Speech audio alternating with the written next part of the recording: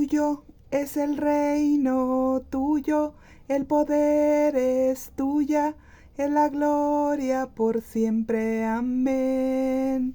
Tuyo es el reino, tuyo el poder es tuya, es la gloria por siempre. Amén. Así es, chicos hermosos. Estoy aquí de nuevo con el estudio de hombres y mujeres de la Biblia. En esta ocasión traemos otra historia muy interesante.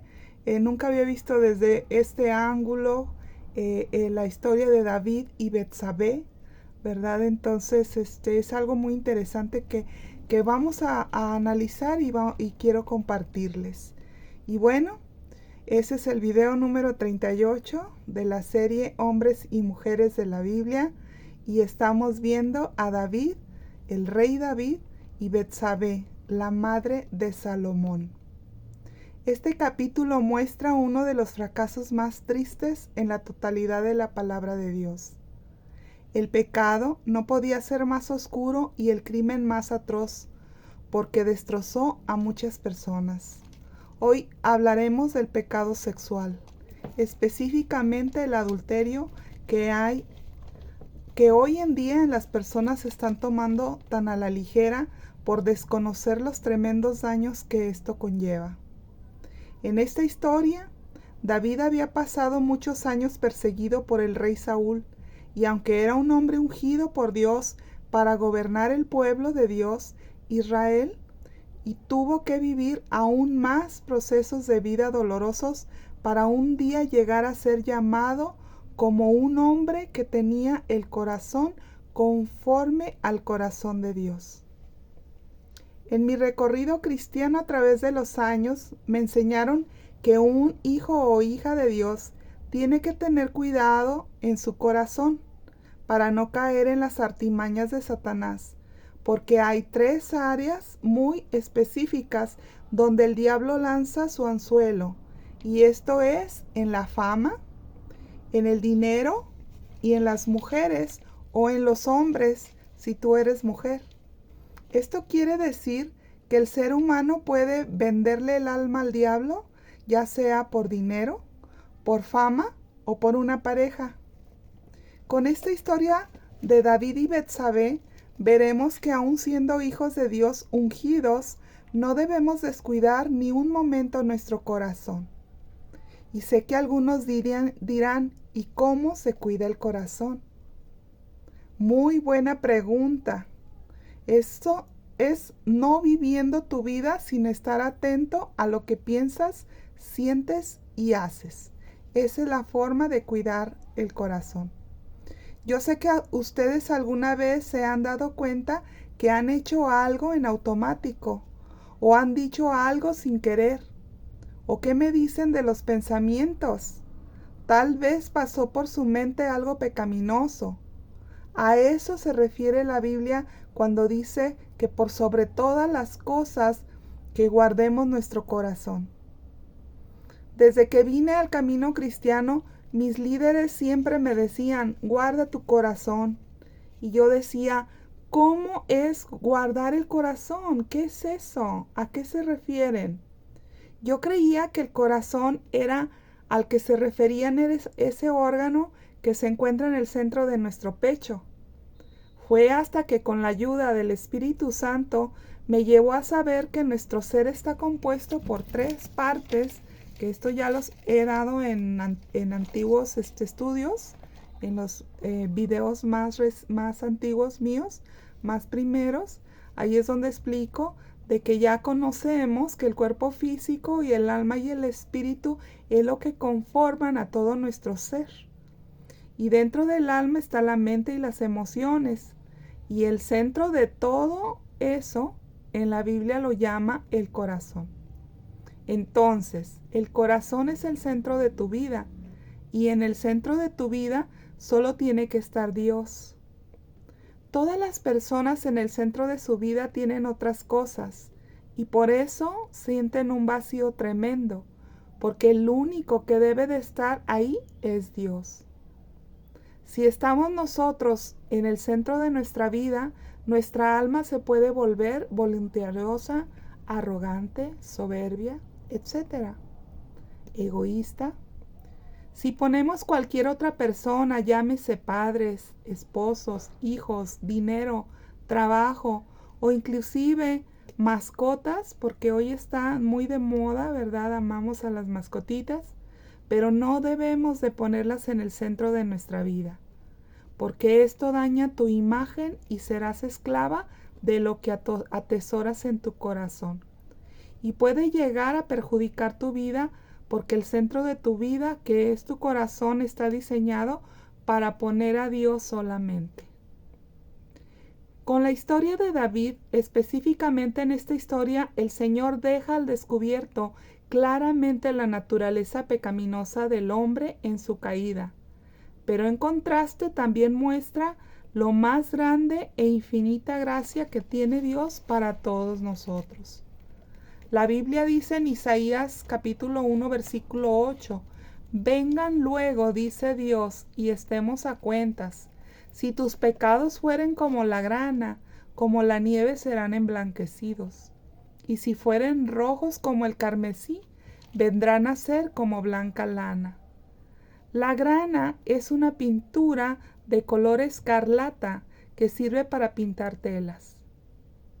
Pero entonces, ¿qué es lo que pide Dios? Dios pide que no pequemos, pero si hemos pecado, que vengamos delante de Él, que reconozcamos nuestros pecados y que nos arrepintamos de ellos.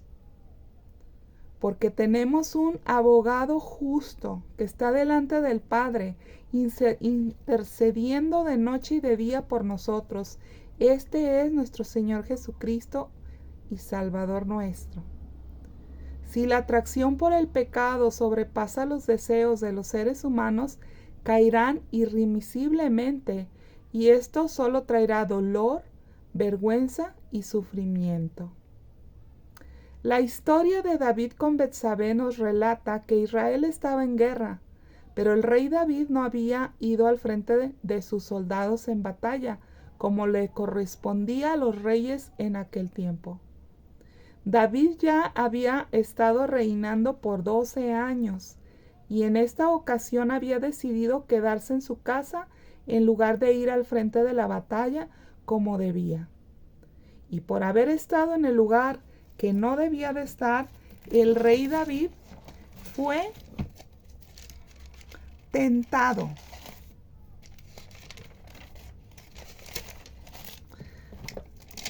Fue tentado a pecar. Esto nos enseña que el curso de la vida de una persona puede cambiar en un pequeño acontecimiento. Betsabé era la esposa de Urías, un heteo y fiel soldado del ejército de David. Urías, el esposo de Betsabé, estaba luchando por Israel en contra de los amonitas. Y sucedió un día que al caer la tarde, se levantó David de su lecho y se paseaba sobre el terrado del palacio, y desde ahí vio a una mujer muy hermosa que estaba bañándose. Una mirada y esta puede conducirnos a la lujuria. Una vez engendrado el pecado, viene una lucha interior muy fuerte entre lo bueno y lo malo. Las tentaciones sexuales son conocidas en la Biblia como los dardos de fuego, directamente a tu mente. Si adviertes un dardo de fuego, no pasa nada si en ese mismo momento lo apagas con un razonamiento lógico. Y si es muy insistente, hay que hacer como hizo José el soñador, el hijo de Jacob. José fue perseguido por la esposa de Potifar, pero José jamás se atrevió a causarle daño a su patrón Potifar, por lo que a pesar del acoso continuo por parte de esta mujer, él salió huyendo y con ello agradó a Dios. Pese a su injusto encarcelamiento y el tiempo que pasó, al final José cumplió su llamado y su destino hasta llegar José al lugar que Dios tenía para él. Desgraciadamente, Con David no sucedió así. Al contrario, David llamó a sus súbditos y les preguntó quién era aquella mujer. Ellos le dijeron que se llamaba Betsabé, hija de Eliam, mujer de Urías Heteo. Entonces envió David mensajeros para que la trajeran ante él. Y ella, al venir, David la tomó sexualmente y durmió con ella. Luego ella se purificó de su inmundicia, es decir, hizo un acto religioso, se bañó y se volvió a su casa. David se había aprovechado de su lugar de autoridad, había abusado de su poder por causa de su lujuria. Y esta mujer no se atrevió a hacer nada porque esto implicaba un escándalo que perjudicaría al rey y a su esposo. Y entonces ella cayó, creyendo que este pecado podía pasar desapercibido. Analicemos el pecado de la lujuria en David. Él no pecó porque haya visto a una mujer hermosa. Como dirían los hombres, la vista es muy natural. Pero hay que saber que la vista, los oídos, el olfato y los 5 sentidos que tenemos te conducen a tu corazón directamente. Por eso el diablo va a usar tus sentidos para ofrecerte pecar. Y eso se llama tentación. Cuando David fijó su mirada en Betsabé, estaba decidido a darle entrada al pecado. Y así es como el pecado sexual se arraigó en su mente. Y rápido pasó a su imaginación. Y ahí con su deseo de poseerla entró la codicia y se volvió incontrolable hasta la consumación del acto sexual. El libro de Santiago en el capítulo 1, versículo 5 nos enseña que la concupiscencia, después de que ha concebido, da a luz el pecado, y el pecado siendo consumado da a luz la muerte. Los pies de David no tardaron en llevarlo donde su mente ya había estado. Desgraciadamente a los pecados sexuales actualmente se les toma muy a la ligera. Incluso el comercio ha inventado un supuesto angelito llamado Cupido, que en el mes de febrero se festeja, es el mes del amor, y que causa flecha, y que cada flecha que toca con este angelito, cada flecha que lanza a una pareja, esta queda prendida en su amor. Pero esta inocente, ahora sí que se podría decir,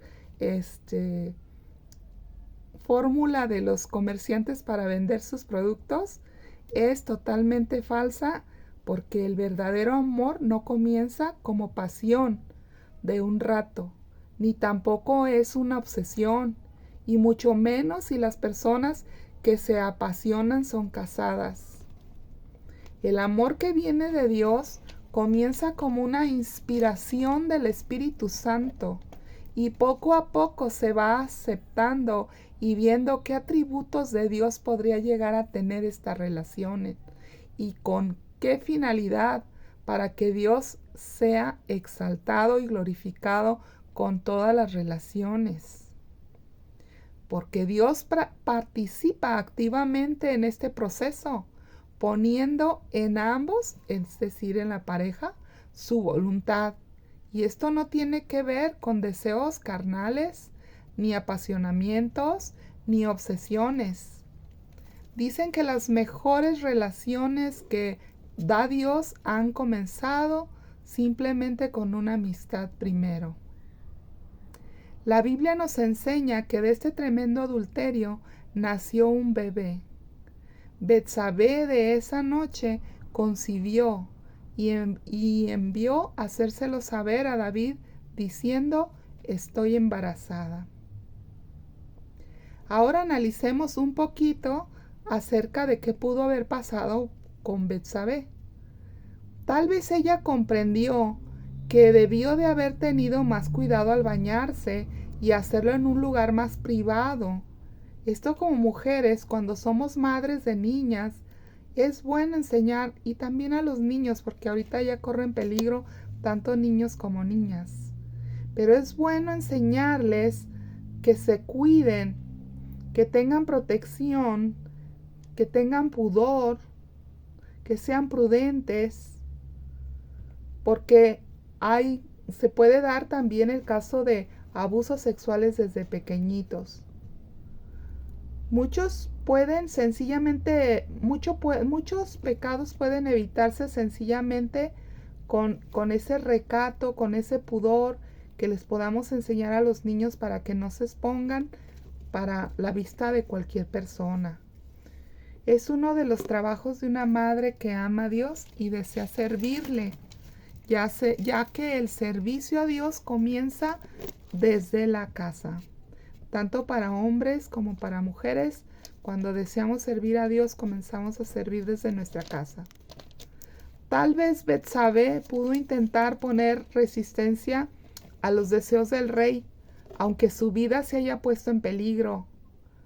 Vimos en el video pasado cómo Abigail actuó y razonó con David y evitó una tragedia en su casa. Pero el hecho no fue igual con Betsabé. Tal vez ella no supo qué hacer en ese momento ante el rey. La tentación en sí misma no es pecado, pero si nos insta a pecar y con ello desobedecer a Dios, sí. Si no aprendemos a bloquear las tentaciones, estaremos viviendo de continuo en decepción, fracasos, rechazos y muchos problemas a causa de todo tipo de consecuencias. Hoy, con la ayuda del Espíritu Santo, podemos impedir que nuestra mente se desvíe hacia lo malo. Filipenses 4:8 nos enseña cómo. Veamos ahora la relación de David al saber que Betsabé estaba embarazada. En lugar de que el rey David reconociera su pecado y pidiera perdón primeramente a Dios y enfrentara las consecuencias que vinieran al decirlo a todos, él decidió ocultarlo. Comprendemos que no era fácil como rey reconocer que había actuado mal. La ley decía que fueran matados a pedradas los adúlteros, y tal vez por ello decidió buscar otra salida, aprovechando su postura de autoridad. Pero desgraciadamente, cuando un pecado no se confiesa ni se reconoce, puede multiplicarse y complicarse con más pecados. Esto fue lo que le sucedió a David. David ordenó a Urías, esposo de Betsabé, que regresara del campo de batalla a su casa. David suponía que éste dormiría con su esposa y de esta forma todo el pueblo pensaría que el embarazo de Betsabé fue producto del encuentro con su esposo. Urías obedeció, regresó al pueblo, pero no durmió con su esposa. El hombre durmió a las puertas del palacio del rey. Aquí Dios estaba dándole una señal a David de lo que él pensaba hacer no era correcto. Y cuando David se entera de que no durmió con su esposa en su casa, lo manda a llamar y le pregunta por qué no lo hizo. Y su respuesta ha de haber dejado a David helado en una sola pieza, pues Urías no quiso ir a su casa por amor a la presencia de Dios que había quedado al frente de la batalla. En aquel tiempo acostumbraban llevar el arca del pacto de Dios, que era símbolo de la presencia de Dios que los acompañaría en la batalla para darles victoria. Y ellos creían fielmente que así era, que Dios estaba donde estaba el arca. Y Urías no había querido tener deleite con su esposa porque pensó en la presencia de Dios y en sus amigos que se habían quedado al frente de la lucha y que él estaba teniendo con sus enemigos. Esto indicó que el plan de David para ocultar su pecado no funcionó. Y en lugar de arrepentirse, esta vez envió un mensajero al capitán de su ejército y le ordenó mandar llamar a Urías y colocarlo al frente de la batalla. Esto con la finalidad de que los enemigos fácilmente lo asesinaran. Y esta vez su plan tuvo éxito y Urías murió. Aquí aprendemos que el pecado no confesado nos hace insensibles al valor de la vida humana, embota nuestro espíritu y nos distancia de Dios. Sin confesión y sin arrepentimiento, descendemos cada vez más hondo en los calabozos del pecado. El rey David fue de maldad en maldad. Comenzó por el pecado del adulterio y terminó en el pecado del asesinato. Y una pobre familia fue destruida. Esto es muy común en los caminos del mundo y desgraciadamente también en los religiosos, que en lugar de reconocer su pecado, tienden a ocultarlo, sin importarle la reputación de las personas que afectaron, con tal de que ellos aparentemente quedan limpios. Y muchas veces he visto que asuntos por no reconocer pecados o fallas y evitar su pecado ensucian la vida de otros. Luego la gente se va contra del que ensuciaron por ocultar su pecado, y el Barrabás lo hacen limpio de pecado. Esta es la injusticia de este mundo, el pagar justos por pecadores. Aquí recordamos a nuestro Señor Jesús, ¿verdad? Cuando siendo inocente, sin culpa, sin mancha, sin nada de qué acusarlo, el pueblo cambió a Barrabás por nuestro Señor Jesucristo. Consecuencias del pecado. Betsabé, al enterarse que su marido había muerto, hizo duelo por su muerte, y pasado el luto, David trajo a Betsabé a vivir al palacio, y públicamente la hizo su mujer, como si nada hubiera pasado. Esto con el fin de pasar públicamente como un rey bueno, y ocultar que el bebé de ella, que había nacido dentro de su matrimonio. Y así fue. No habría venganza pública según David. Pero aquí intervino Dios. El Señor, dice la Biblia, que es lento para la ira y grande en misericordia, de tal manera que Dios levantó a su profeta Natán para que fuera a hablar con David y le hiciera conciencia de su pecado. A Natán nos lo muestra la Biblia como un ejemplo de vida, que llegó en el momento preciso como un consejero piadoso enviado por Dios, y así como Abigail había llegado como mensajera de Dios también para detener a David de que cometiera asesinato, esta vez llegó el profeta Natán para convencer a David de que había cometido adulterio y asesinato y no se había arrepentido delante de Dios. Vemos aquí qué tan importante es el arrepentimiento. Y arrepentimiento no es solamente ir con el Señor y decir, es cierto Dios, cometí esta fechoría. Y sabes una cosa, pues sigo mi vida. No. Arrepentimiento es, Señor, cometí esta fechoría y nunca más quiero volver a hacer eso que a ti te causó daño. Porque al primero que afectamos es a nuestro Dios. Con frecuencia Dios usa a otros creyentes para fortalecernos, animarnos y enriquecer nuestras vidas a pesar del sinnúmero de influencias negativas a nuestro alrededor. Tenemos acceso a la sabiduría de Dios gracias al consejo de hombres y mujeres que temen a Dios. Un ejemplo es el profeta Natán.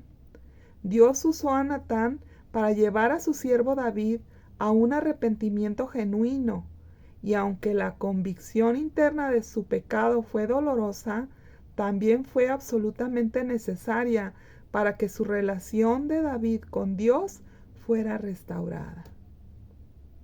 El libro de Proverbios nos enseña a que busquemos el consejo piadoso, pero debemos asegurarnos que la persona escogida verdaderamente sea un hijo de Dios maduro, que conozca a Dios y que conozca su palabra, que podamos con tranquilidad apoyarnos en su consejo. El profeta Natán usó una anécdota que a David le trajo a memoria su juventud. Le explicó con su parábola de ovejas cómo él había desarrollado su pecado.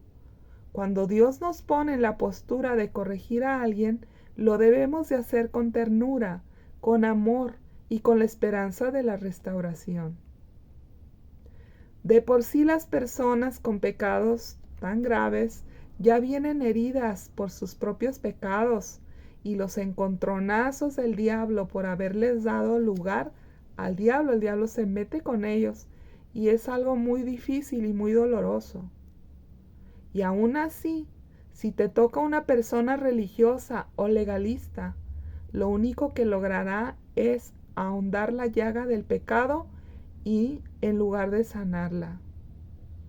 Natán, al escuchar la confesión de David, se da cuenta que Dios, aunque le ha perdonado su pecado, pero el fruto del adulterio le será quitado. El profeta desgraciadamente lo tuvo que avisar a David de parte de Dios que como hubo un asesinato en este adulterio, también su bebé iba a morir. David se compungió profundamente por la noticia. Luego su bebé enfermó y él hizo todo lo que pudo, clamó a Dios, lloró, ayunó, pidiéndole a Dios misericordia, pero esto nada pudo resolver. La Biblia dice que su bebé a los 7 días después del aviso del profeta murió. El pesar de David y Betsabé por la muerte de su hijo debió de haber sido muy profunda. Solo los que han pasado por esa dolorosa pérdida pueden darnos testimonio de ello.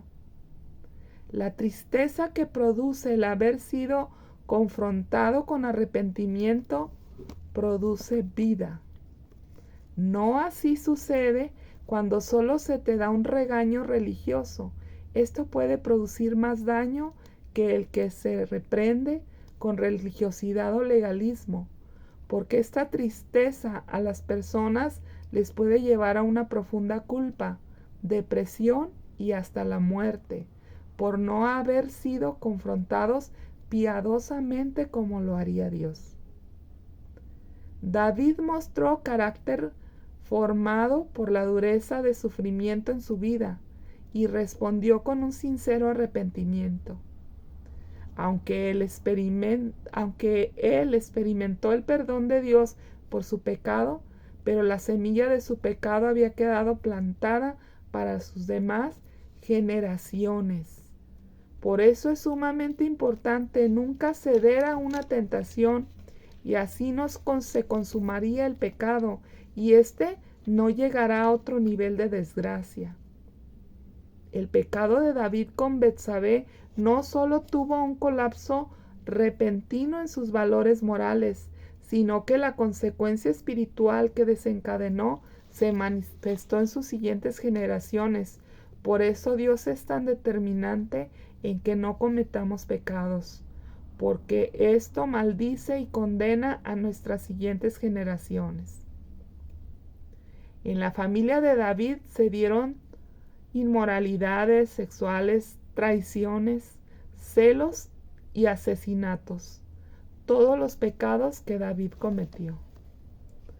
Betsabé, siendo víctima de las consecuencias o de las circunstancias, mejor dicho, Betsabé siendo víctima de sus circunstancias, Dios tuvo de ella misericordia al darle otro hijo, el cual puso por nombre Salomón, cuyo nombre significa pacificador. Este niño hubiera podido ser hijo de cualquiera de las otras esposas de David, pero Dios se lo dio a Betsabé. A Dios le interesa mucho nuestra conducta como hijos suyos, porque otras personas responden a Dios según el testimonio que vean en nosotros. Lo explica Mateo 5:16, Colosenses capítulo 4, 5 y 6, Segunda de Timoteo capítulo 2, 22 al 26, Tito capítulo 2, versículo 1 al 8, Primera de Pedro capítulo 3, versículo 15 y 16.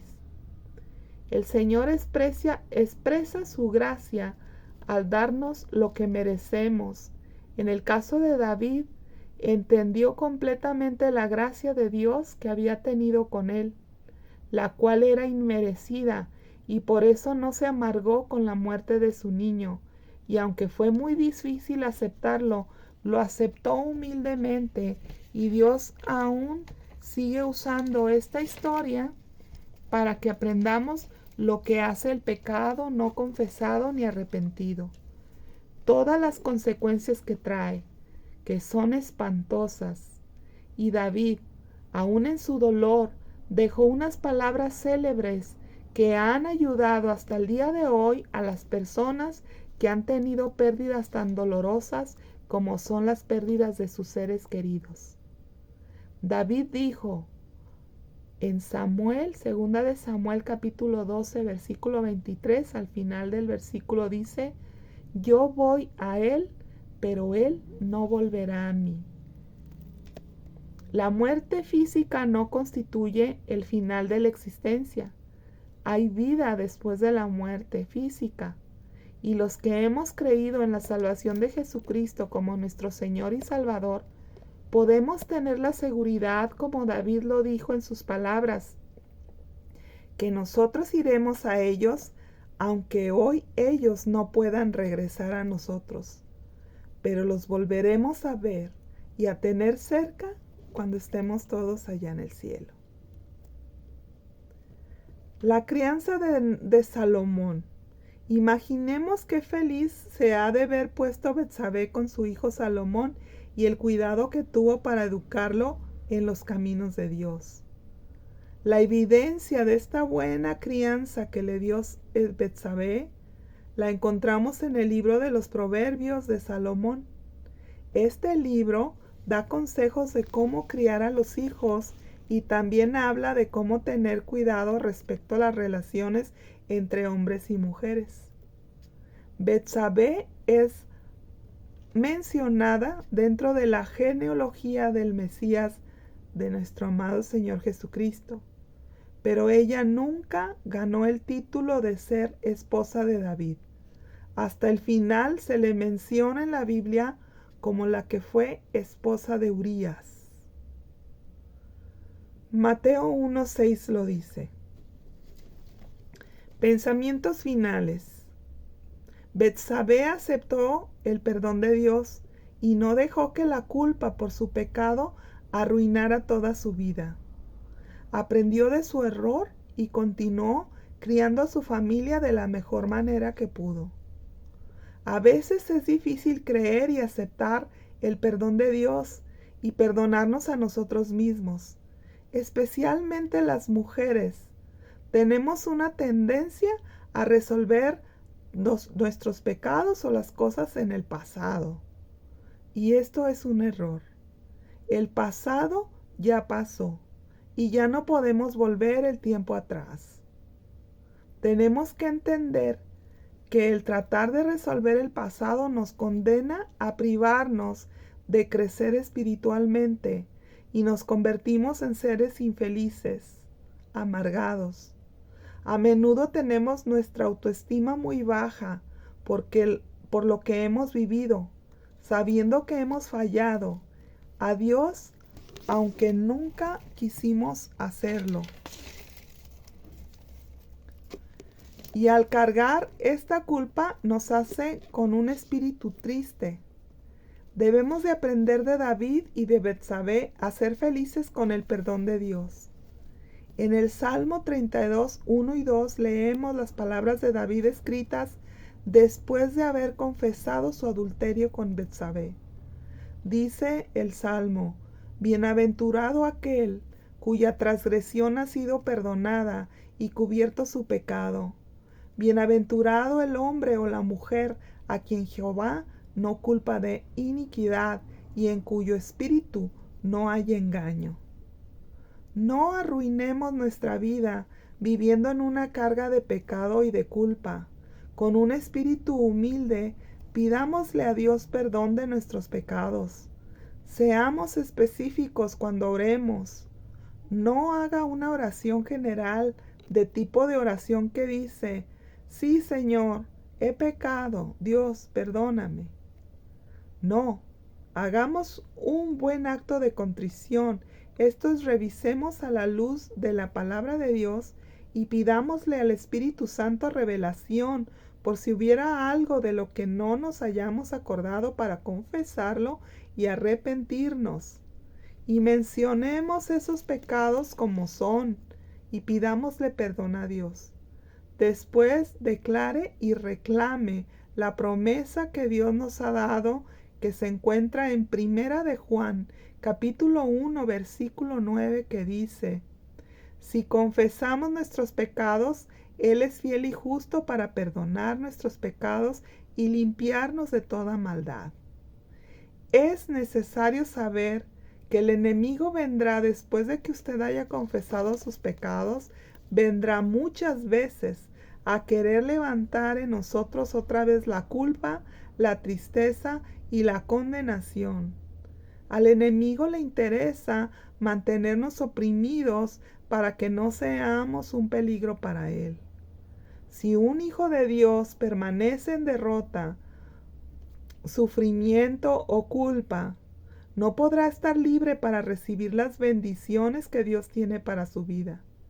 Por eso hay que aprender a decirle al diablo: ya me confesé delante de Dios, Dios ya me perdonó y me he arrepentido, así que déjame en paz, porque Dios ya limpió mi vida, mi conciencia, mi alma de todo pecado que he cometido. El diablo puede usar personas a nuestro alrededor para estar continuamente condenándonos por nuestros pecados. A ellas no tenemos que decirles nada ni darles cuenta de nuestros pecados. Recordemos que solo Dios es el que perdona los pecados y es el único al que debemos de confesárselos. Vivamos entonces felices, porque es responsabilidad de nosotros dar alegría y buenas cuentas a nuestro Dios por su grande misericordia y que hemos sido perdonados. Esto es la gracia que Jesús nos dio. No invalidemos su gracia, disfrutémosla. El único que puede invalidar la gracia de Dios somos nosotros mismos, con nuestra inseguridad, nuestra falta de fe, nuestra culpabilidad. Todo esto invalida la gracia de Dios y hace que nos pongamos del lado del enemigo. Y eso no está bien, porque al momento en que nosotros no nos sentimos perdonados, estamos estando en contra de Dios. Le estamos diciendo: tu perdón para mí no vale. Me creo más yo, mayor que tú, porque no me siento perdonada. Entonces es algo muy grave, chicos, que es importante, y el Espíritu Santo me mandó a que se los dijera. Si tú te has arrepentido, si has pedido perdón, si ya delante de Dios Él te ha perdonado, créelo y deja ya toda la culpabilidad y todo lo mal que el enemigo te pueda hacer sentir. Y como dice aquí, no debemos de hacer caso a nuestro alrededor a las personas. Ellos no saben nuestra relación personal con Dios y no tienen por qué meterse, y mucho menos en nuestros pecados, que eso es algo muy íntimo y es nada más las cuentas con Dios. Cuando vayamos delante de Dios, que partamos de esta tierra, nadie va a estar con nosotros, solamente Dios. Por lo tanto, tenemos que aprender a tener una relación personal con Él desde hoy. Y bueno, oremos. Ahora pues, ninguna condenación hay para los que estamos en Cristo Jesús, los que no andamos conforme a la carne, sino conforme al Espíritu. De modo que si alguno está en Cristo, nueva criatura es. Las cosas viejas pasaron. He aquí, todas son hechas nuevas. Porque Dios no envió a su Hijo al mundo para condenar al mundo, sino para que el mundo sea salvado por él. Gracias, Padre, por tu sangre derramada en la cruz del Calvario, que perdona todos nuestros pecados, que hemos confesado, y que eres fiel y misericordioso para limpiarnos de toda nuestra maldad. Muchas gracias, Padre. En el nombre de Jesús. Amén. Y ya saben que no me puedo despedir sin antes darle la oportunidad a las personas que ven este video por primera vez. Si tú nunca le has entregado la vida a Jesucristo y sientes en tu corazón el deseo de hacerlo, hazlo. Por favor, haz esta oración conmigo. Dile: Señor, en este momento te abro mi corazón para que tú entres. Por favor, perdona mis pecados y dame la vida eterna. Creo que al rendir mi corazón a Jesucristo, tu Hijo, yo nazco de nuevo y tengo la oportunidad de ser una nueva persona. Y que el día que yo muera, iré a vivir contigo, porque así dice tu Evangelio. Que si creyere con mi corazón y te confesare con mi boca, tú me salvarías. Señor, yo creo, y de hoy en adelante soy tu hija o tu hijo. En el nombre de Jesús. Amén. Si hiciste esta oración, te felicito. Y lo siguiente es que si tienes una Biblia en tu casa, la comiences a leer para que vayas alimentando tu espíritu y vayas conociendo cada día más a Dios. Y si tú quieres también buscar allí en tu zona, tu localidad, una iglesia cristiana. Para esto ora antes, pídele a Dios, habla con Dios. Orar es hablar. Háblale y dile: Señor, ¿a qué congregación quieres que vaya? Yo quiero conocerte más. ¿Y cuál congregación es la mejor? El Espíritu Santo te llevará a aquella donde quiera que estés, donde se predique la verdad y te hablen de toda la Biblia, te hablen de todo el Evangelio. Y bueno, chicos, pues eso es todo por hoy. Espero les haya servido este estudio para sus vidas, como me ha servido a mí también. Y si Dios quiere, veremos otro personaje de la Biblia la próxima vez que los vea. Hasta pronto, que estén muy bien y gracias.